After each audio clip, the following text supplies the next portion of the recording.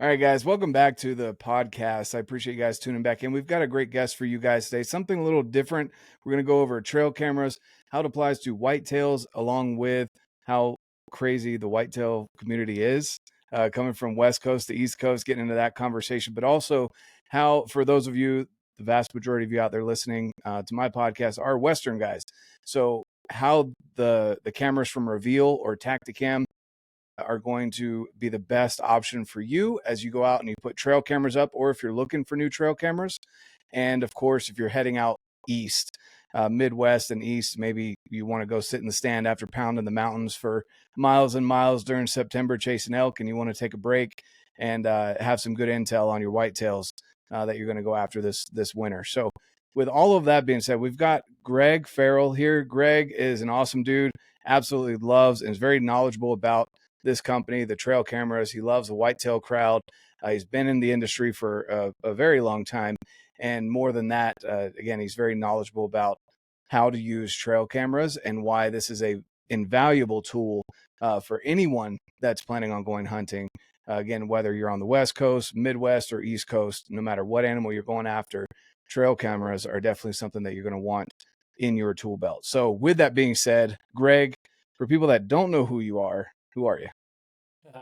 Well, appreciate you having me. Always fun to chat hunting. I know we do it behind the scenes quite a bit, but kind of fun to make it official here. Yeah, my name is Gregg Farrell. I am the director of brand for Tactacam Reveal. Before my tenure here, I spent almost a decade over at First Light, running the whitetail program for them. So been in the industry for quite a period of time. I grew up in the Midwest, born and bred in Wisconsin. Cut my teeth on whitetails and turkeys. That was always kind of my passion, right? Because that's what I grew up doing. Moved out west for a while. Lived out in Idaho for about 5 years.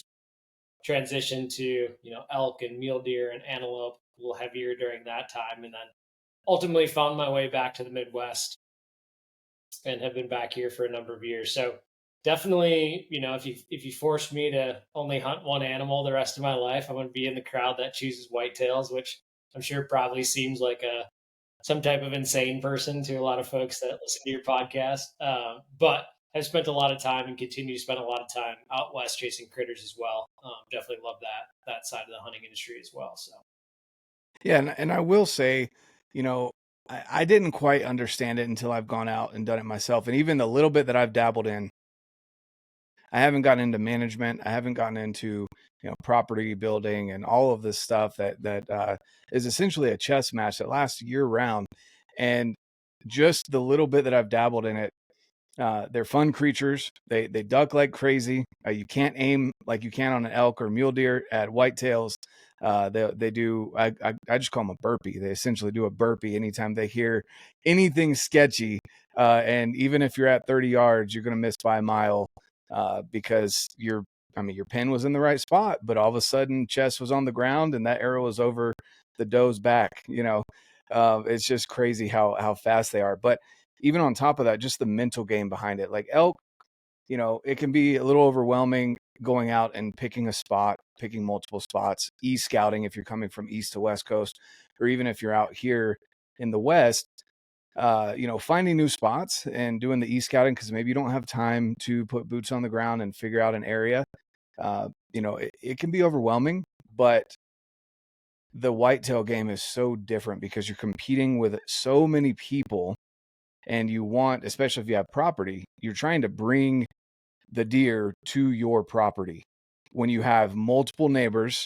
And it's not like you have acres and acres and acres, hundreds and thousands of acres available. Sometimes you have a little tiny block that you're just trying to keep them on and hoping they survive, the other seasons. There's so many things that go into it. It blows my mind. So for you Western guys, don't discount whitetail hunting. And even if you're going out for a coal hunt, I highly recommend it. It's a lot of fun to extend your season. You get reps in the red zone, as you want to call it, with a bow. And you'll learn that you have to essentially aim at the ground if you want to hit a deer in the heart, because that's where it's going to be. So yeah, it's different, right? Like they're just different animals, and I think there's there's two ways that I kind of describe, obviously participating in both. And it's like, first and foremost, both pursuits, whether it's, let's just use elk as our representative species for Western hunters, right? Whether you're hunting elk or you're hunting whitetail, there's a certain amount of work that goes into it. The work is just condensed or expanded, right, depending on the pursuit. So, for example, like, and I'm minimizing everything here, right? So, like, let's just take this all with a grain of salt. But it's like in the pursuit of elk, the work is condensed to this period of time where it's like you go out, you have to get in the mountain to the place where the elk live, right? You have to find the elk, and then you have to pursue the elk. So your work is kind of condensed into, and again, I know this is an oversimplification, right? But like that period of time.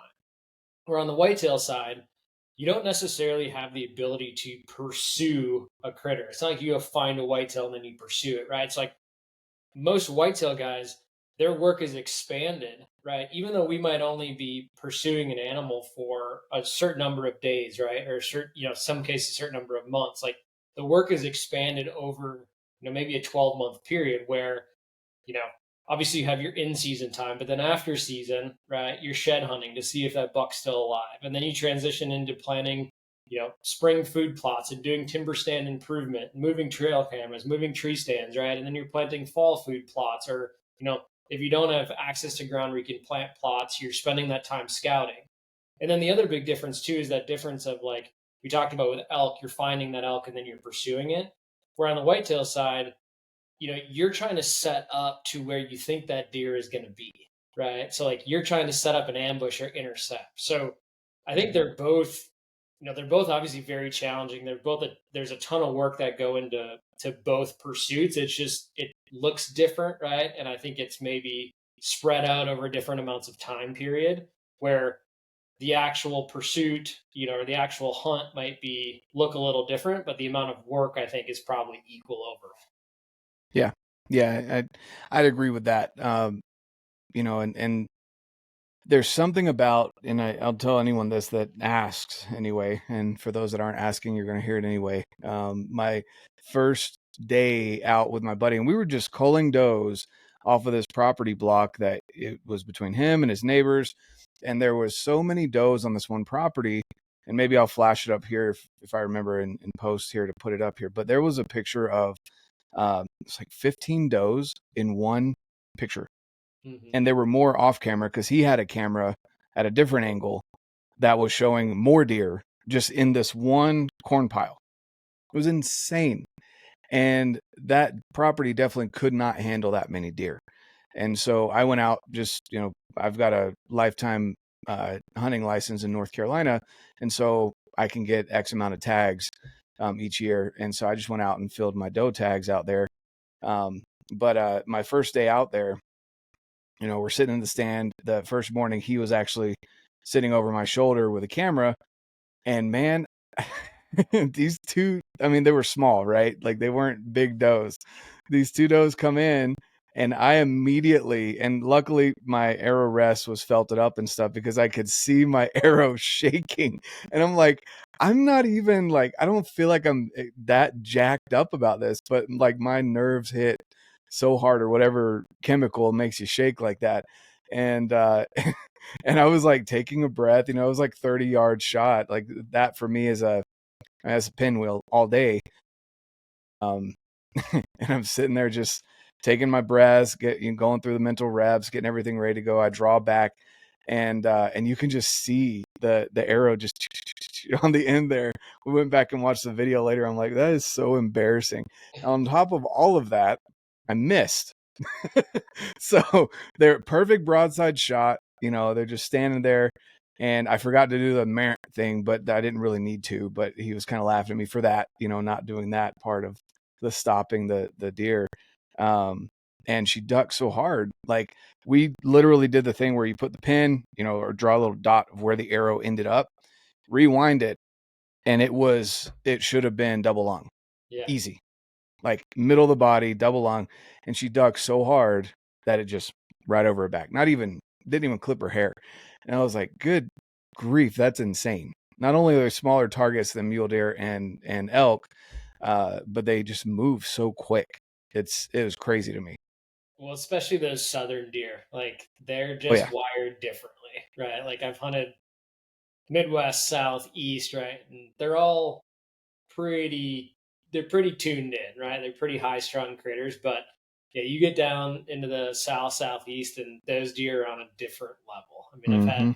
I'd be lying to you if I told you I didn't have the same thing happen to me a number of times in some other southern states. But yeah, they're on a hairpin trigger, man. Mm-hmm. Yeah, and then that same year, this was just this last year, and like you said, the Midwestern, the buck that I killed in Wisconsin, he took it like a champ. It was the same thing, about 30 yards. He was looking right at me as that arrow released, and he just took it, like didn't duck anything. And so it's crazy just to think. Not only do you need to know the anatomy and practice, but then you have to almost unpractice where you're used to aiming, and aim at the brisket or just at the bottom of the chest to make sure you hit that deer if they're any kind of turned on, or if their head's down eating, whatever. And it's just, yeah, a whole nother thing. So you Western guys, it's not a YouTube thing that they're just putting out there to say that, oh, I missed because blah, blah, blah. Like it's an actual thing. Yeah, and whether the deer ducks or not, it doesn't make you feel any better about that mess. Whether it's actually Mm-hmm. your fault or Mm-hmm. not, it still hurts. That's for sure. Exactly. So, with that being said, let's dive into a little bit of the whitetail prep, how cameras play a role in that, and then we'll get into the Western stuff as well, and why trail cameras are just as important out west for gathering that data. So walk us through kind of a typical, maybe not what's the guy on Meat Eater, the whitetail guy. I can't Kenyon, remember his name. Mark Kenyon.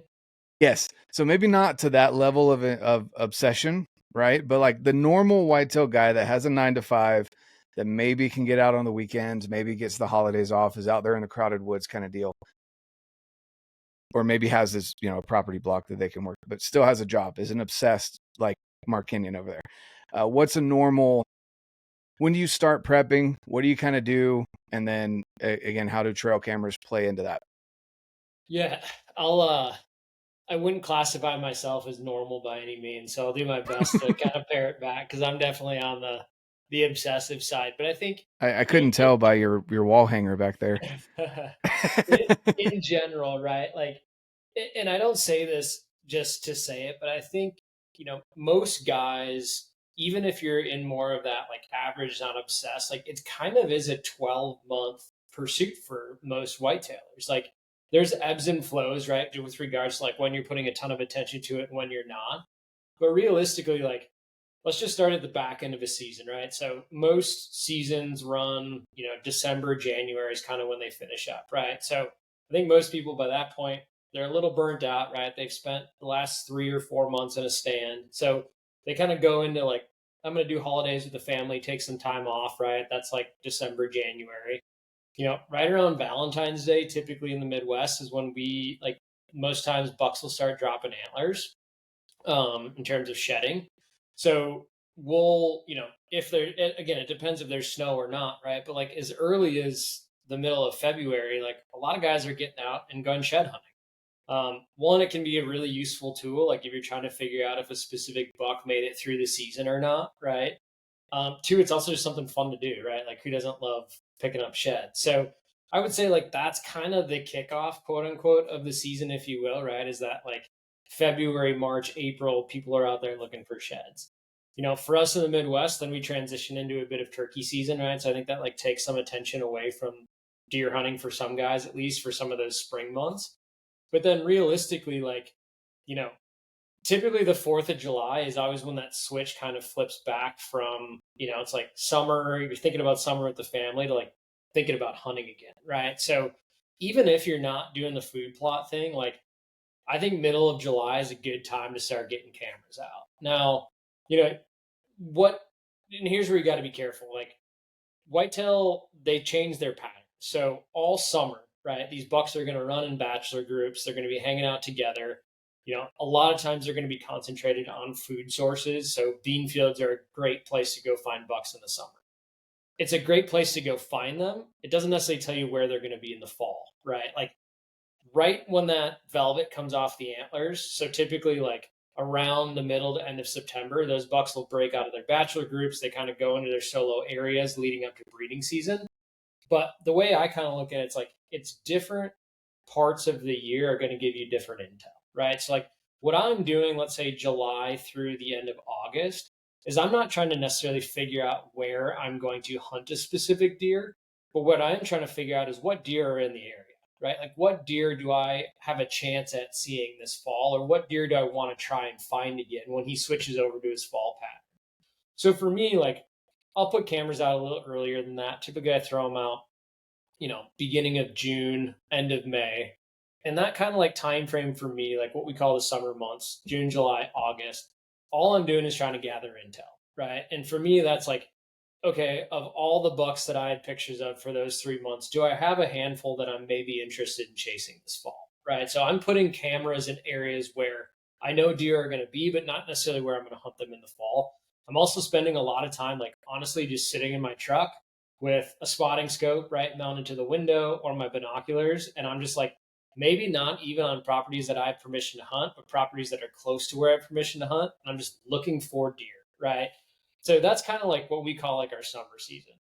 Now, as they transition into fall, right? So like, and we say transition to fall, like I call that typically like middle of September ish is when those bucks, and again, this is the Midwest, right? So I'm speaking generalities here. Like if you're further down south or further up north, your time frame might shift a little bit, but the velvet comes off their antlers and they transition in their fall pattern. So they're not so much focused on food anymore. They're a little bit more focused on where they're going to be living, coming into the breeding season. So then I'm going to start moving cameras, right? Like I'm going to move cameras, not necessarily like on, big open food sources, right? Or areas where I'm going to see them in the fall or in the summer, but I'm move them into areas where I hope to find them in the fall. So transition areas, right? Between bedding and what becomes their primary food source for the fall, or transition areas between like where I know they're going to be scent checking for does eventually, right? Once the rut kicks off. So I'll move those cameras, into those types of areas or over scrapes or on rub lines, right? Like things that I know deer are doing during the fall. And at that point, like I transition my entire strategy to now I'm not necessarily looking for what deer I want to go after, but I'm trying to find a place where a deer that I am chasing is frequenting, right? So you kind of just like shift how you think and the way you think as the season kind of goes on, right? And then the season kicks off, right? So like for us in Wisconsin, we open mid-September. A lot of the other states open early October. And that's an awesome period of time to actually kill a target buck, right? Like everybody talks about the rut. Like the rut is the greatest thing ever. And the rut is pretty incredible, right? Because like deer, that's when they start making mistakes. Like big deer don't get big by being dumb, right? And during the rut is the period of time where they're most likely to make a mistake. But man, those first couple of weeks of the season could be as good or better than any other time because a lot of times, depending on when your season opens, right? There's bucks we talked about like what they're doing in the summer before they transition to these fall patterns.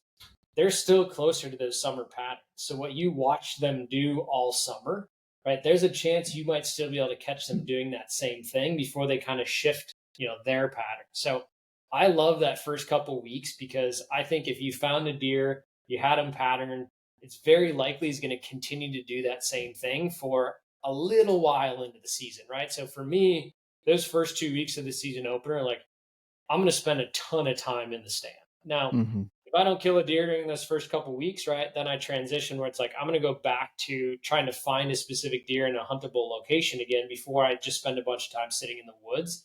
Because as you know, like the worst thing you can possibly do as a whitetail hunter is overpressure deer, right? A lot of times we have like small blocks to hunt where it's like some of my parcels are only 10 acres, 20 acres, 30 acres.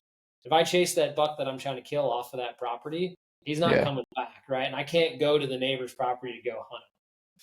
So, that's kind of what the beginning of the season looks like. Then, you shift into it's like, okay, if you didn't kill a deer this first couple of weeks, I got to come up with a new game plan, right? Mid-October to late October is when that pre-rut really kicks off. So those bucks, their hormones start changing, their biology starts changing. They're a lot more interested in breeding, right? They get kind of, again, into these predictable patterns where they're going to be going certain places looking for does.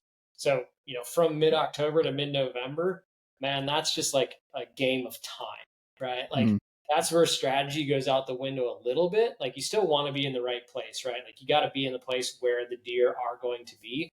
But truly, like what I always say is like time in the stand is what gets deer killed between the middle of October and middle of November. So Let me pause you there real quick. So first, it's very similar. Just for the Western guys out there, don't lose interest yet, because trust me, this is a lot of fun. And again, it's a chess match. It really is a lot of fun, and it's a lot more accessible than a lot of these Western hunts are as well.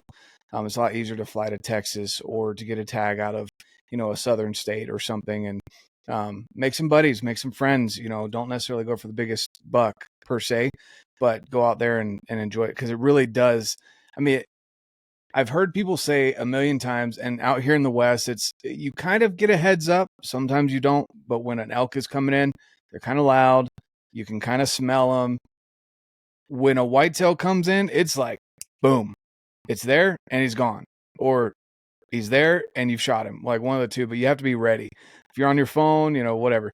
Anyway, going back to what they're doing at this point, something that I learned in this kind of what you do is kind of sit scrape lines. Like they have this, and I learned about this. It was really cool that they have these like patterns that they'll hit this scrape every other day or every 3 days to see if does have been here, and they leave their scent. They chew on the stick a little bit and they rub their antlers, and maybe they take a piss or whatever, and then they move on, and they'll come back 2 to 3 days later, which it's crazy that they don't need alarms to remember where to go. They just show up consistently every 2 to 3 days on this scrape line. Is that kind of what you're talking about at this point of the season, that you're checking scrape lines?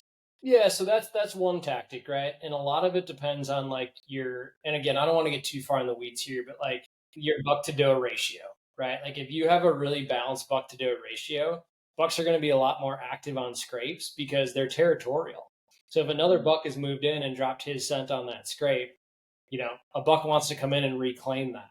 If you're in an area where there's a lot more does than there are bucks, they care less about that, right? Because they don't need to work as hard, right, to during the breeding season, right, to spread their genetics. So that's one of the tactics, right? Another tactic is you're going to hunt where the does are, because where the does are where the bucks are going to be coming, right? Looking for does that come into heat. So there's all kinds of different tactics, right, as you get further and further into the weeds. But yeah, I mean, those are the types of strategies, right, that you would start to implement around this time of the year, that call it mid October to mid November. Cool. Okay.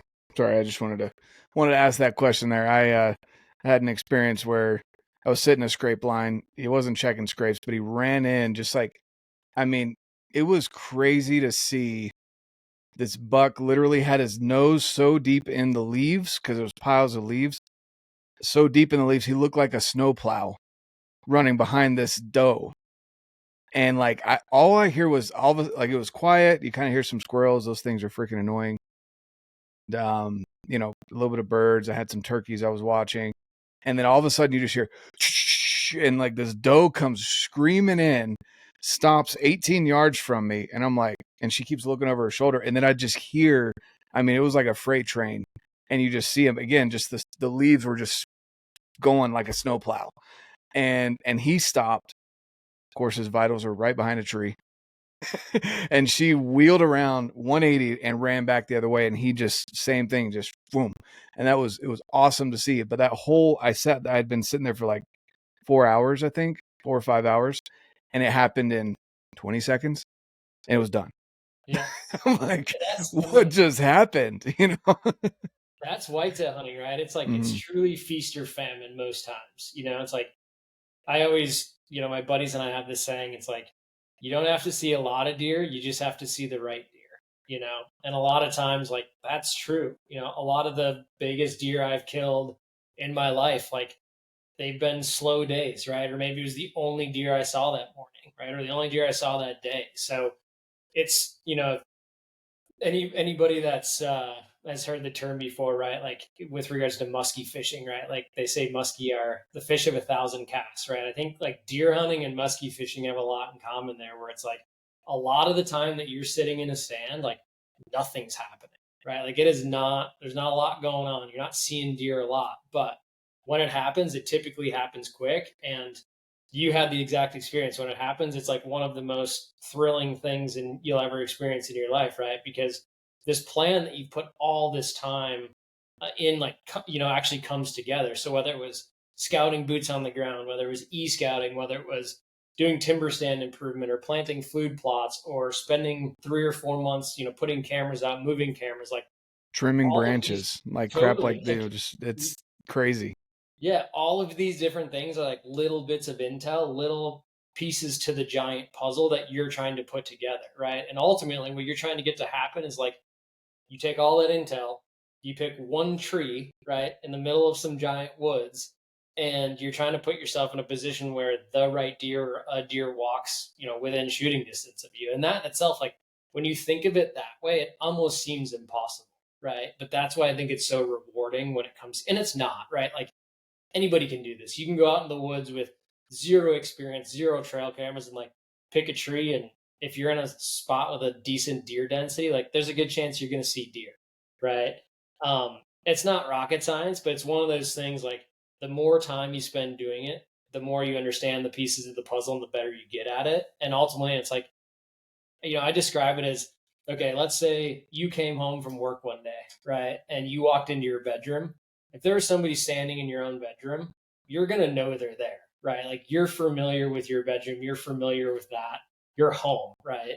We're trying to do the same thing to them, right? Like we are going into the place that they live every single day and we're trying to go undetected and get close enough to them, right? Which with a bow and an arrow and in certain instances, whether it's, thick cover or really dense woods, like your effective distance or your effective range is not that far. So we're trying to sneak into their bedroom and not have them know we're there.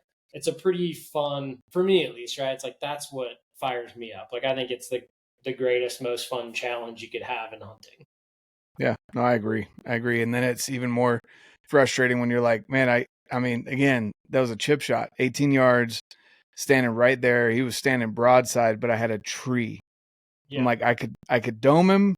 It's probably not a good idea. And just watching him just turn around but it was so cool. Like I didn't have a camera going. I didn't have anything. It's just ingrained in my mind that I mean, it really, that's all I could think of as a snowplow. Just how deep his nose was into the ground chasing this doe it was crazy.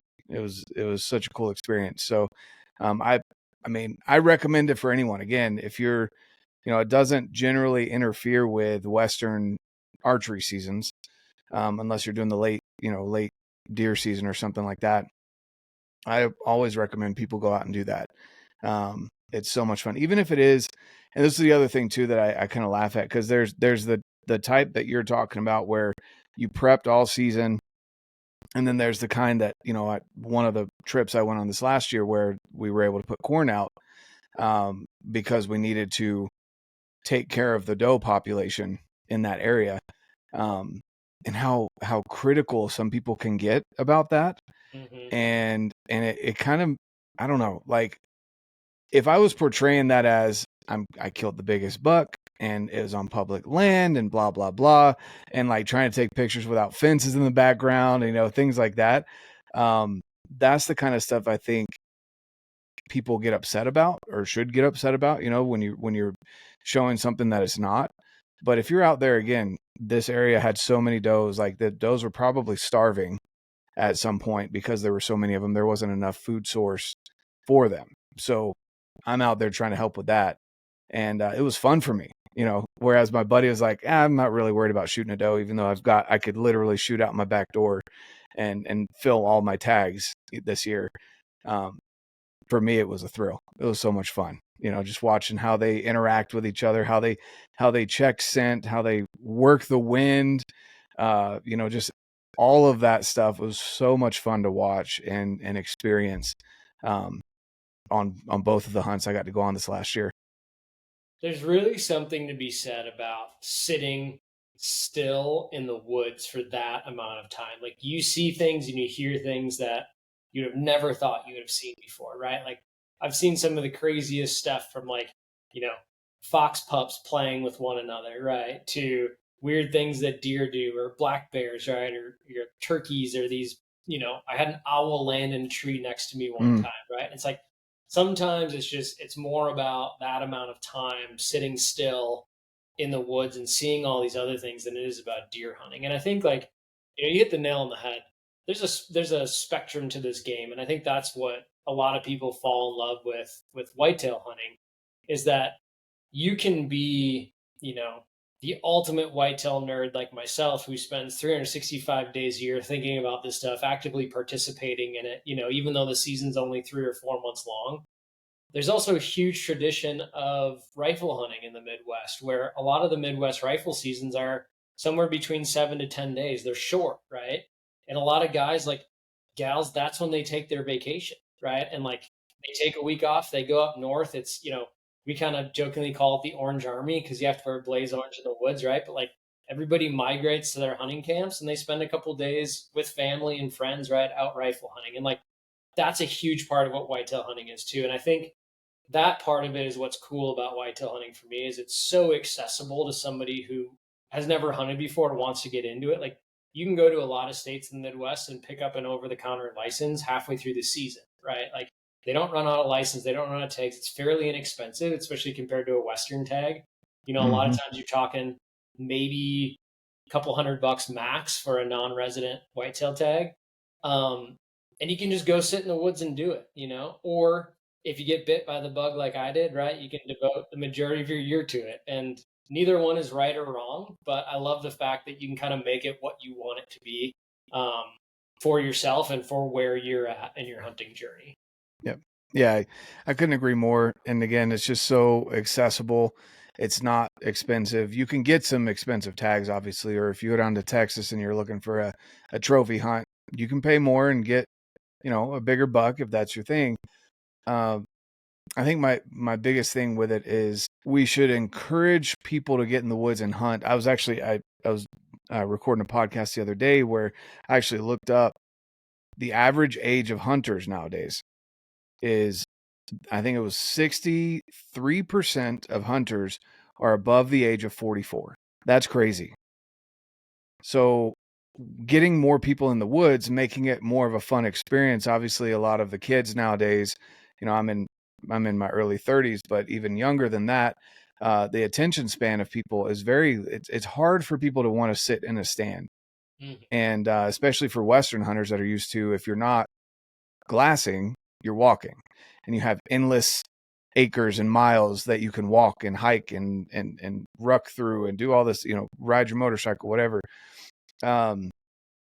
Sitting in a stand is a different discipline in and of itself, but it's also an awesome way to connect with nature. But the easy, like what I call easy hunts or culling deer over corn, can be a great way to get youth into it because they can get that quick hit of, I don't have to sit 5 days in a row and not see a dang thing.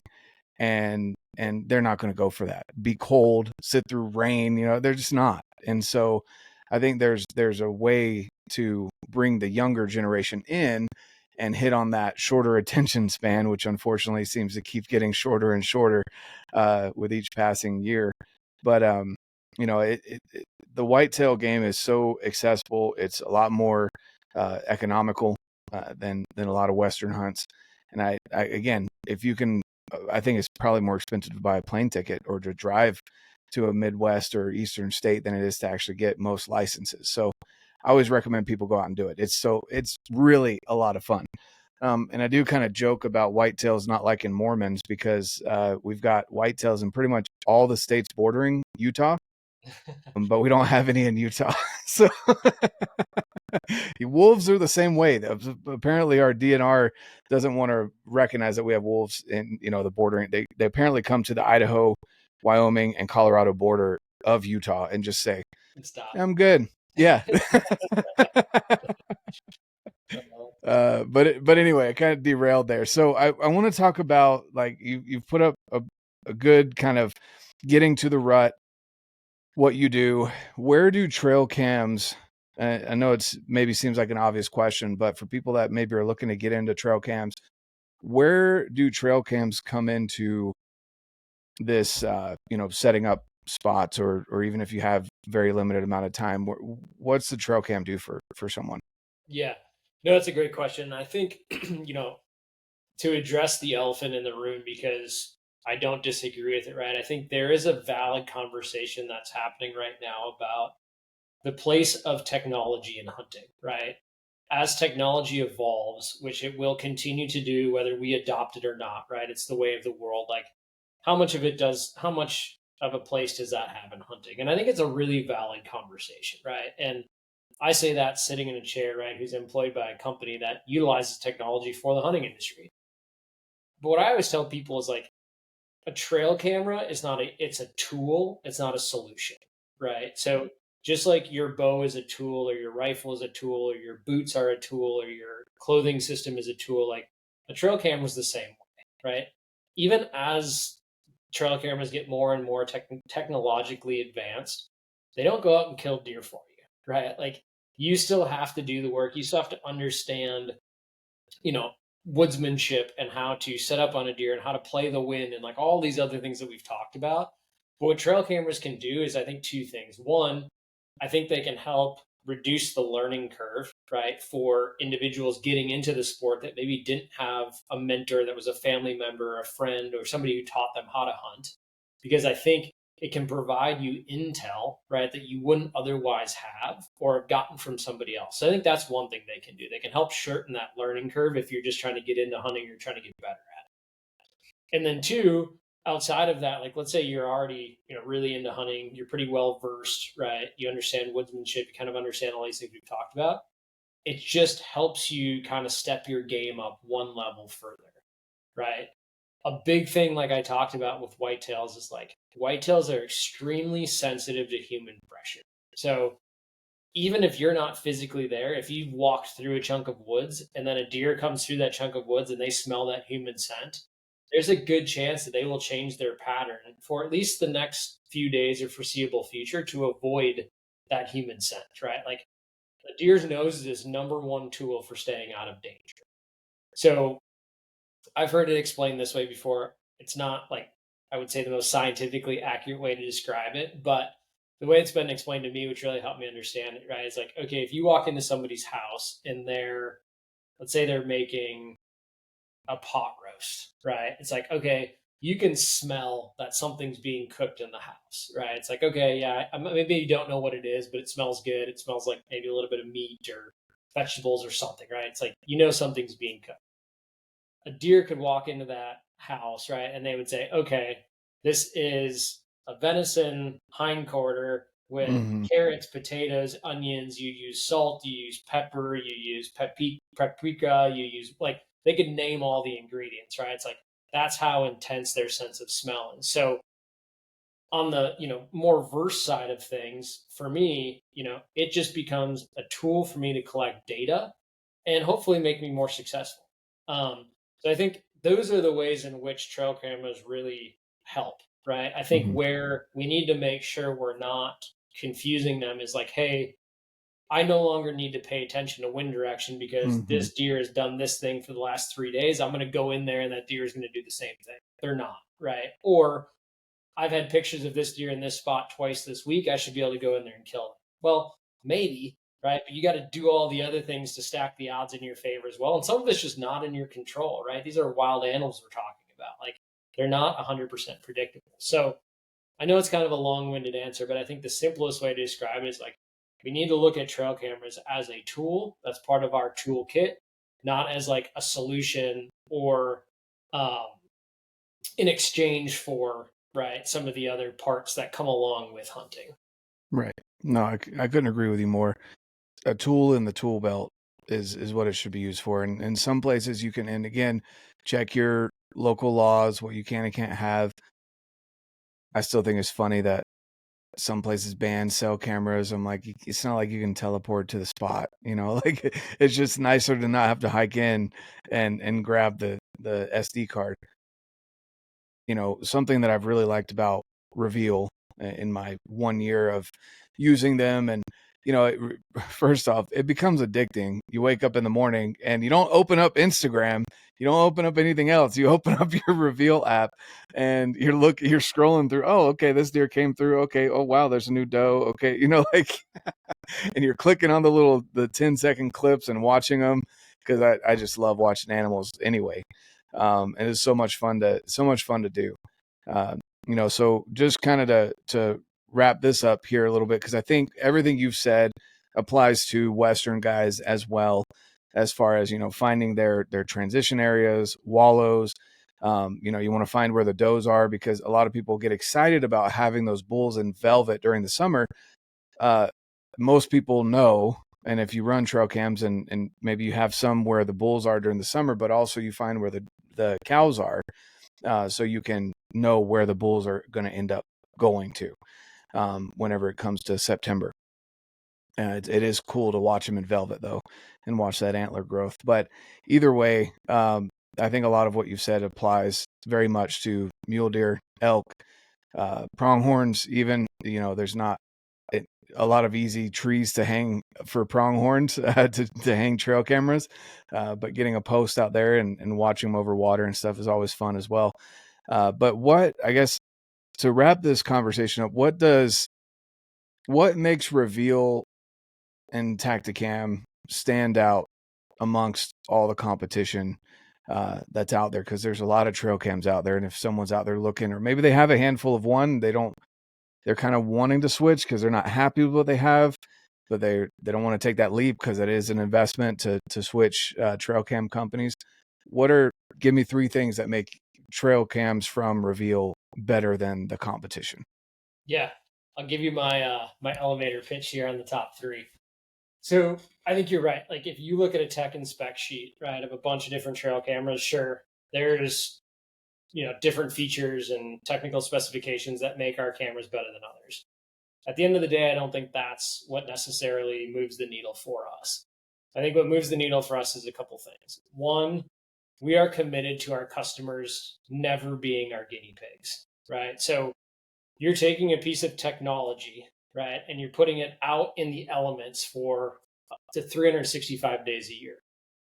Technology and the elements are typically not things that go hand in hand, right? So what we're extremely committed to is R&D and testing. We thoroughly test products for, you know, seasons before they go out into the wild to make sure that the end use customer, when you invest your hard-earned time and money into one of our products, that we're not testing out that product on you. We know it works, it's been validated, it's been tested, right? We want to make sure that you have the best experience possible. So I think that's one of the things that sets us apart. Like, when you buy a piece of Reveal equipment or Tactacam equipment, like, you can have confidence that that thing's going to do what we tell you it's going to do. Now, what I did just say is you're taking a piece of technology and you're placing it out in the elements, right? We're under no disillusion that 100% of the time, everything's going to work like it's supposed to, right? Like, there is always these things that happen because weather is an unpredictable thing. Sometimes technology is a slightly unpredictable thing. So I think the second thing that really sets us apart is like our commitment to the customer if they do have an issue. So we have over 200 customer service agents that are employed by Tactacam. They're employees of our company. They're end users of our product. We don't farm this out to a third-party customer service agency that's overseas. Like, they all live here. They all use the product. They're all product experts. And when you call us, if you have an issue or you have a question, like, you're going to get a real person on the phone, and that person is going to stay with you until your issue is resolved. If that issue can be resolved in 30 seconds, great. If it takes us a week to resolve that issue because we need to have you send your camera back in and either fix it or send you a new one to replace it, we'll do that. But you have constant contact with a real person that becomes your point of contact, right? When you call us. So, like, we are insanely committed to having exceptional customer service. So I think that's kind of the second one. I can't get it down to 3, but I can get it down to 4. How about that? Cool. We get a bonus one. All right, perfect. The fourth one, I'll pull 2, or excuse me, the third one, I'll pull 2 together to keep my list as short as possible here, is ease of use. Like, I've used, and before I started working here, I used every trail camera on the market, right? And I had a bunch of different types of ones. Some of them had their pros, some of them had their cons. The one thing that was like consistently my experience with Reveal is there is not an easier product on the market to set up, from opening up that package to receiving pictures. It's literally as simple as scanning a QR code on that camera. The camera automatically syncs to your app, right? You can control all the settings, everything through the app. The app itself is insanely easy to use. Like, and the cool thing about the app is like, I'll use myself as an example here. I'm sure you and your listeners have picked up on this. Like, I'm a nerd on this stuff, right? Like, I'm the guy that used to keep spreadsheets of specific deer, because I was trying to track these deer and I was trying to get all the data I can. Like, I have the power in our app to not have to do that manually anymore. So the app provides enough um, firepower for someone like me, right, to actually make my life easier and be more efficient. But then someone like my father, who I spend a lot of time hunting with, all he wants to do is look at pictures and videos. He doesn't care about any of that other stuff, right?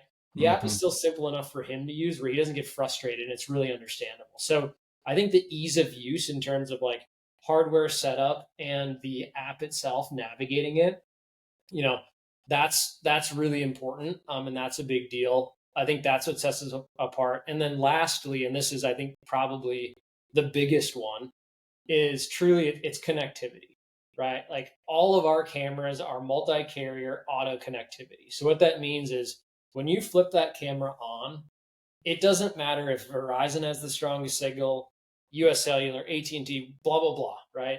Whoever has the strongest signal, the camera will automatically connect to that carrier and give you the best chance at, having a solid connection with that camera. Now, you as the end user, it doesn't matter to you. You don't you can figure out what it's connected to, but ultimately it doesn't matter, right? It doesn't bill you any different. You don't have to pay a different subscription. We take care of all of that on the back end. What that does mean, and we consistently hear, is like there's a lot of areas where people couldn't get cell cameras to work before. They take a Reveal into that area and it works. Even if, like, I even tell people, like, I have cameras in a lot of spots where I don't have enough cell service to get a text out. My camera works just fine. So I think that's another thing that really sets us apart is our cameras.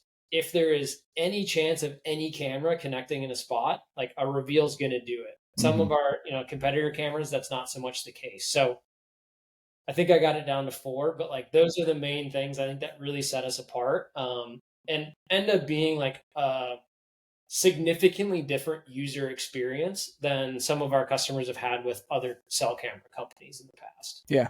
And I can attest to those, especially the ease of use with me not having used trail cameras before. Super easy to set up. The app is very easy. You can share if you've got a buddy that has a Reveal app, and you want to share certain cameras with them. You can do that as well.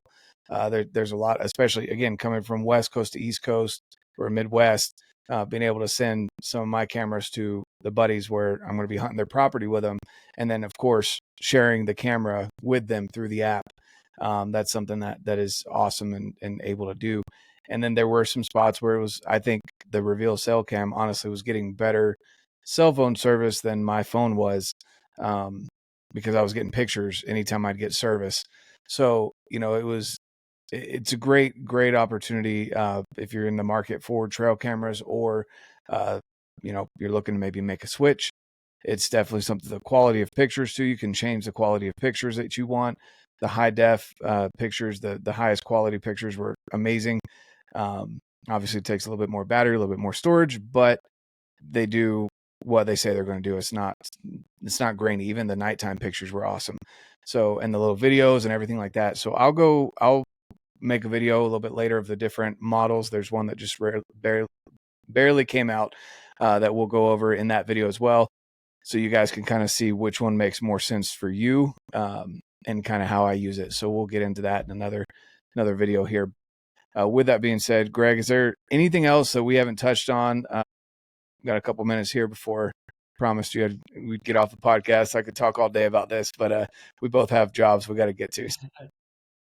No, I think you brought up a great point, which we had failed to kind of chat about yet too. I think the other thing, and this kind of, I would say, ties back into the question you just previously asked too about things that set us apart, is we really strive to have options for everybody. So I described the app being powerful enough for myself as a super user, someone like my dad who's a weekend warrior. I think our hard goods products, so our cameras and accessories, really represent the same thing, right? Like if you just want to get into a camera, right? Like we have camera, like very solid models that will do everything you need them to do for close to $100, right? We also have really, high end feature rich cameras that do everything above and beyond and is more tailored to the super user, right? For a higher price point. Accessories are kind of the same way. So we really try and make sure that, whether you're somebody who needs something with all the bells and whistles and you're going to use all of them, we can fulfill that need for you, right? Or if you're somebody who maybe doesn't need all those bells and whistles, but still wants a really high quality product at a really affordable price point, so you're getting a ton of value for the dollars you're spending, we have that option too. So again, I think that holds true not only in cameras, but also in the accessories we offer with the cameras. So we really try and make sure that we have what you need and we're not selling you anything or requiring you to pay for anything you don't need. That's a big part of our business model here. Yeah, no, I appreciate that. Greg, I appreciate your time. Guys, hopefully as you're listening to this, you've gained some knowledge. If you have any questions about Reveal trail cams, definitely reach out to me. I'm not the expert, but I can either get you the answer or I can provide you how I use it. It's definitely something that I'm excited to get even more into as I continue to do whitetail hunting, and then going to hunt states where I can actually use trail cameras after July 30th. Utah. Need to change that. But with that being said, again, Greg, thank you so much for hopping on here and chatting with me. And yeah, I think that's pretty much it. Thanks so much, guys. And like I always say, get out, live your life, and love it.